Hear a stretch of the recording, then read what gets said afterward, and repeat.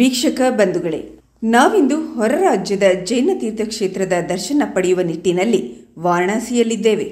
ಕಾಶಿ ಎಂದು ಕೂಡ ಕರೆಯಲಾಗುವ ಈ ಕ್ಷೇತ್ರ ಹಿಂದೂ ಹಾಗೂ ಜೈನರ ಪ್ರಮುಖ ತೀರ್ಥ.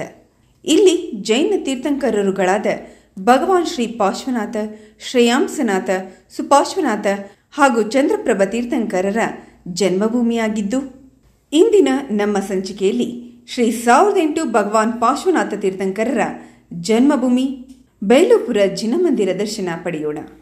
ಇದು ಬನಾರಸ್ ಹಿಂದೂ ವಿಶ್ವವಿದ್ಯಾನಿಲಯದಿಂದ 3 ಕಿಲೋಮೀಟರ್ ದೂರದಲ್ಲಿದೆ.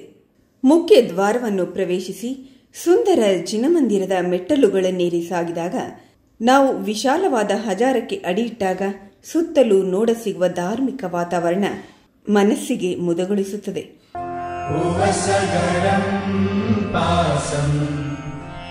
ಪಾಸಂ ವಂದಾಮಿ ಕಮಘನಮುಕ್ಕಂ ವಿಸಹರವೇಸನಿನಾಸಂ ಮಂಗಲಕಲ್ಯಾಣರಾವಾಸಂ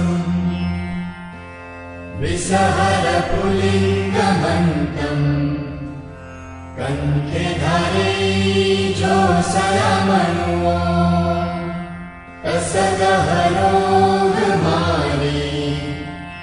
ದುಃಖಜರಾಜಂತಿಯುವಸಾಮಂ ಚಿತ್ತೌ ದೂರಮಂತೋ ತುಜ್ಜ ಪರಾಮೋ ವಿಬಹುಫಲಹೋಯಿ. 9 ರಿಂದ 11ನೇ ಶತಮಾನದ ಸುಮಾರು 2 ರಿಂದ 3 ಅಡಿ ಎತ್ತರದ ಕಪ್ಪು ಶಿಲೆಯ ಪಾರ್ಶ್ವನಾಥರ ಮುದ್ದಾದ ವಿಗ್ರಹ ಹಾಗೂ ಅಲ್ಲಿ ನೀವು 2 ಅಡಿಯ ಬಿಳಿಯ ಅಮೃತಶಿಲೆ ಪಾರ್ಶ್ವನಾಥರ ಪ್ರತಿಮೆಯನ್ನು ಕೂಡ ಕಾಣಬಹುದು.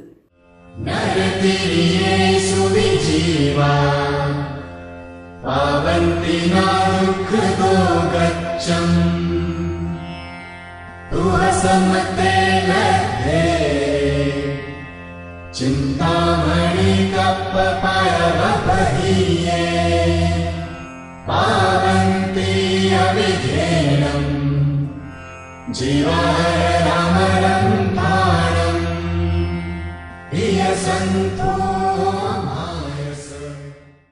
ಅಕ್ಕಪಕ್ಕದ ಮಂಟಪಗಳಲ್ಲಿಯೂ ಸಹ ಅನೇಕ ಪುರಾತನ ಜಿನಬಿಂಬಗಳ ದರ್ಶನವಾಗುತ್ತದೆ. ಮಂದಿರದ ಗೋಡೆಗಳು ಧಾರ್ಮಿಕ ವರ್ಣಚಿತ್ರಗಳಿಂದ ಅಲಂಕೃತಗೊಂಡಿವೆ.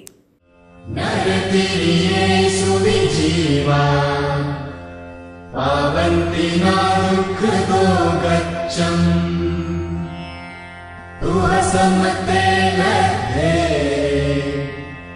ಚಿಂತಾಮಣಿ ಕಪ್ಪ ಪರವಪಹಿಯೇ ಪಾವಂತಿ ಅವಿಧೇನಂ ಜೀವರಾಮರಂ ಧಾರಂ ಹಿಯಸಂತೋ ಮಾಯಸ ಭಕ್ತಿ ಭರಣಿ ಭರಣಹೀಯೇನ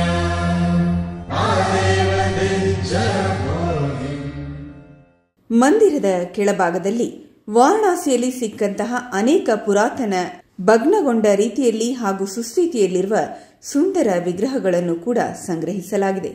ಕಾಶಿಗೆ ನೀವು ಭೇಟಿ ನೀಡಿದಾಗ ಖಂಡಿತ ಒಮ್ಮೆ ದರ್ಶನ ಪಡೆಯಿರಿ. ಭವೆ ಭವೆ ಪಾಸ ಜಿನ ಚಂದ